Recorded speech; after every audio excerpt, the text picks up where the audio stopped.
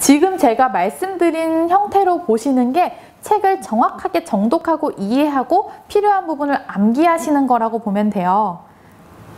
그래서 동그라미 1번에서 3번을 명확하게 이해하고 암기하는 것도 중요하고, 나머지 보기 보실 때 특히나 7번 같은 거, 동그라미 7번 볼 때 끝에 가다 보면 실증적, 객관적이라는 표현에 밑줄을 치시면서 실험에 따라서 적극적으로 증명하는 학문이구나, 실증적인 부분, 그리고 객관적이구나, 주관적인 게 아니다. 그리고 그 밑에 스포츠 현상의 합리화를 추구하고 그러는 과학 중에 하나다. 그치, 스포츠 과학에서 나왔기 때문에 당연히 과학이지. 그리고 8번 보시면 중간에 사회학적 이론이다. 심리학적 이론이 아니라 사회학적 이론이구나. 그런 부분까지 챙겨서 보시면 되고요. 하나만 더 짚어드리면, 스포츠 사회학이라는 거는 스포츠와 사회의 관계를 보는 학문이다 보니까 개인적인 부분, 개인의 정서나 심리보다는 사회적인 구조나 제도, 그런 부분을 전체적으로 초점을 맞추는 학문이다라고 보시면 돼요. 그 개념도 이해하고 계셔야 되는데, 그 개념을 이해하셨을 때 제가 지금 말씀드린 표현, 개인의 정서나 심리보다는 사회 구조나 제도 전체적인 부분에 초점을 맞춘 과목이 스포츠 사회학이구나 라고 이해를 하시고, 그런데 그렇게 이해를 하신 상태에서 동그라미 10번을 다시 보시면 끝에 부분에 집단이나 개인적으로 스포츠 활동에 참여하는 사회 집단이나 사회 계층을 연구한다 라는 보기가 나왔을 때 여기 보면은 개인이라는 표현이 들어갔네? 그럼 이 표현은 스포츠 사회학에 대한 표현으로 틀린 거야 라고 생각하시면 안 돼요. 뭐냐면 개인적인 부분에 집중하기보다는 사회 전체에 집중하는 게 맞지만, 그렇다고 개인적으로 스포츠에 참여하는, 활동에 참여하는 사람을 연구하지 않는다는 아닌 거죠. 그 문장의 맥락 혹은 문제가 출제되는 그 중심이 무엇인지, 요점이 무엇인지를 정확하게 파악하고 문제를 푸실 수 있어야 사회학이 쉽게 풀리고 고득점이 나오실 수 있는 과목이에요. 무조건 개인이라는 표현이 들어갔다고 해서 틀린 표현도 아니고, 무조건 집단이라고 해서 맞는 표현도 아니라는 거. 그렇기 때문에 사회학에서 보실 때 전체적으로 잘 이해하시는 게 중요하다는 거 먼저 짚어드리고 가겠습니다. 그래서 한 번만 더 말씀드리면, 사회학의 세세한 정의도 알고 계셔야 하고, 그 정의뿐만 아니라 다른 과목과의 정의를 구분하시는 것, 그리고 정의라는 표현이 아니라 역할이나 의미라는 표현으로 문제가 출제될 수 있다는 거 꼭 알고 지나가시면 되겠습니다. 자, 그렇게 내용을 아시고 뒷장으로 가시면 페이지 14페이지고요. 스포츠 사회학의 역할이라는 것도 결국은 비슷해요.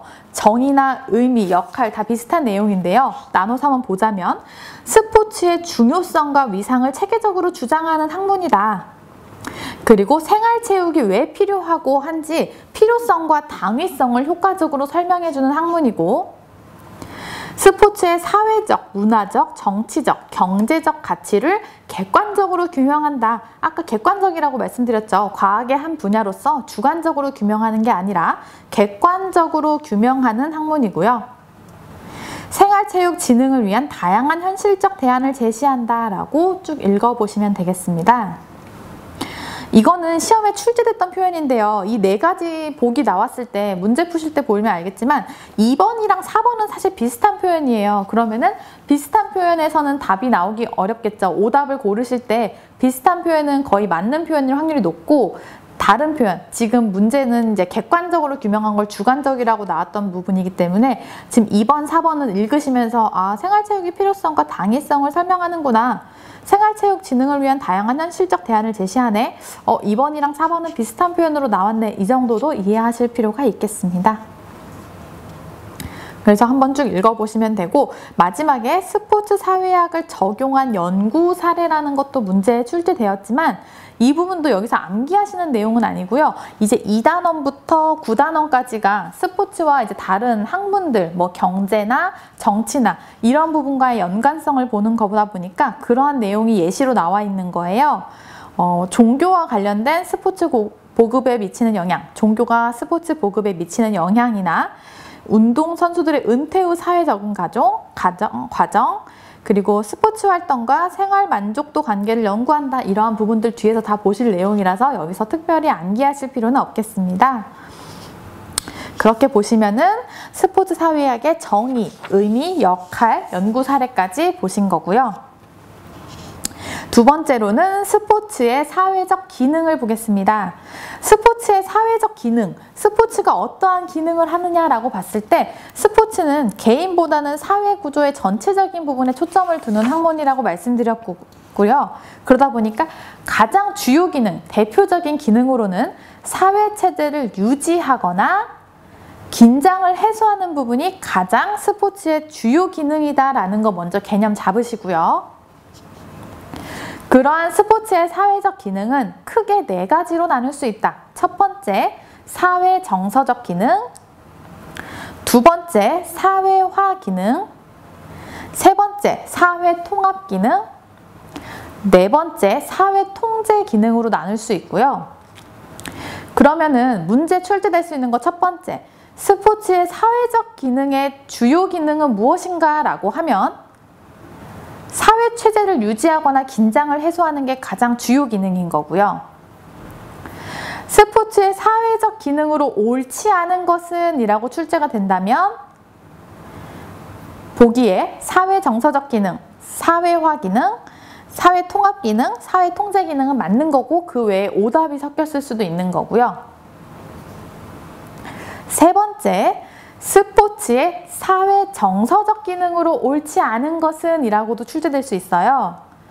그러면 스포츠의 사회 정서적 기능에는 지금 동그라미 1번부터 4번까지가 정서적 기능인데 거기에 사회화 기능이 섞이거나 통합 기능이 섞이거나 통제 기능의 보기가 섞여서 문제가 출제될 수 있겠죠. 그래서 스포츠의 사회적 기능으로 옳지 않은 것은 스포츠의 사회 정서적 기능으로 옳지 않은 것은 혹은 스포츠의 사회화 기능으로 옳지 않은 것은 스포츠의 사회화 역할로 옳지 않은 것은 그리고 15페이지 보시면 3번 스포츠의 사회 통합 기능으로 옳지 않은 것은 스포츠의 사회 통합 기능으로 옳은 것은 스포츠의 사회 통제 기능으로 옳지 않은 것은 스포츠의 사회 통제 기능으로 옳은 것은 이런 식으로 문제가 출제될 수 있다는 거 다 개념을 잘 알고 가셔야 되는 부분입니다. 그렇게 크게 어떻게 문제가 출제되는지를 먼저 파악하시고 내용을 보시는 게 좋은데요. 자, 이제 세세하게 들어가서 보시면 스포츠의 사회적 기능의 4가지 첫 번째 사회 정서적 기능은 욕구를 해소해주는 부분. 이제 스포츠를 하다 보면은 우리가 이제 스트레스 받거나 하는 부분들 해소해주거나 욕구를 해소해주거나 혹은 욕구를 충족시켜주는 부분이 있고요. 심리적이나 정서적으로 안정되는 부분, 그리고 공격성이나 긴장감, 좌절감을 방출해주는 부분, 그리고 긴장과 공격성 해소해주는 거 다 정서적인 부분이죠. 그런 부분의 기능이 첫 번째고요. 우리가 운동하면 화나는 것도 조금 풀리고 스트레스 받던 것도 조금 잊게 되고 하는 부분들에 대한 얘기고요. 두 번째는 사회화 기능이라고 해서 사회화에 대한 내용은 써놓으시면 7단원 스포츠와 사회화에서 더 자세하게 보실 텐데요. 사회화라는 개념은 인간이 어떠한 사회 구성원으로서 거기에 동화되는 내용, 한 사회 집단의 그런 사회 제도나 지식 규범을 알게 되는 내용이다 보니까 사회화 기능이라고 하는 것을 보시면 인격을 형성하거나 규칙을 배우는 부분, 이제 경쟁하거나 적응하는 부분 이러한 게 다 사회화에 포함된다고 보시면 돼요. 우리가 스포츠를 하게 됨으로써 스포츠의 규칙을 배우죠. 그러면은 스포츠에서 지켜야 될 규칙을 배우면서 질서를 알게 되고 하는 부분들이 스포츠에서도 배우고 스포츠에서만 국한되는 게 아니라 사회적으로 사회화되는 부분까지 배울 수 있다. 거기까지 확대된다라고 보시면 되는데요. 첫 번째, 사회화의 기능 중에 첫 번째는 인격 형성이 있습니다. 그래서 성실하는 거, 책임감 배우는 거, 협동, 예의 등의 바람직하고 사회화가 요구하는 인격을 형성할 수 있는 부분, 스포츠가 사회적으로 사회화해주는 역할이라고 보시면 되는 거고요. 그래서 학교와 가정을 통해서도 인격이 형성되나 스포츠에서는 위로부터의 간섭 없이 보다 자율적으로 독자적인 인격의 형성 및 발달이 가능하도록 해준다. 그게 스포츠의 하나의 역할이다. 사회화의 기능 중에 하나다라고 보시면 되고, 두 번째, 규율성이라 그래서 상대방을 인정하고 존중하며 규칙을 준수하고 심판의 권위에 복종할 것을 자연스럽게 가르쳐준다.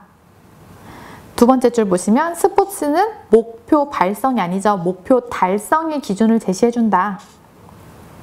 승리를 위해서 노력은 해야 하나 규칙을 준수해야만 하고 성공에는 보상이 있으나 이를 위해서는 노력과 규범의 준수가 필수적이다. 규칙을 준수하지 않고 심판에 복종하지 않으면 제재가 따른다는 것, 규율성도 배울 수 있다. 그리고 경쟁을 통한 승리, 승리를 통한 보상의 기회를 제공받음으로써 경쟁에 대한 부분도 배울 수 있고, 환경의 변화와 주변으로부터 도움에 대응할 수 있도록 해주는 적응에 대한 부분도 배울 수 있다. 인격을 형성하거나 규율을 배우거나 경쟁, 적응을 알게 되는 부분은 다 사회화 기능에 포함되는구나 라고 읽고 이해하시면 되고요. 세 번째, 스포츠의 사회적 기능으로 사회 통합 기능이 있고요. 사회 통합 기능 옆에다가 조화롭게 흡수라고 적어주세요. 조화롭게 흡수. 그래서 흡수라는 단어에 동그라미 쳐주시고요. 사회 구성원이 사회 환경에 조화롭게 흡수되는 부분에 대한 내용을 얘기한다. 이러한 내용이 사회 통합 기능에 해당된다라고 매칭시켜 주시면 되고요. 동그라미 1번 보시면 성이나 연령, 계층과 관계없이 사회적 소통을 촉진한다. 사회적 소통에 밑줄 쳐주시고, 옆에다가 동질감, 일체감을 형성한다 라고 적어주세요.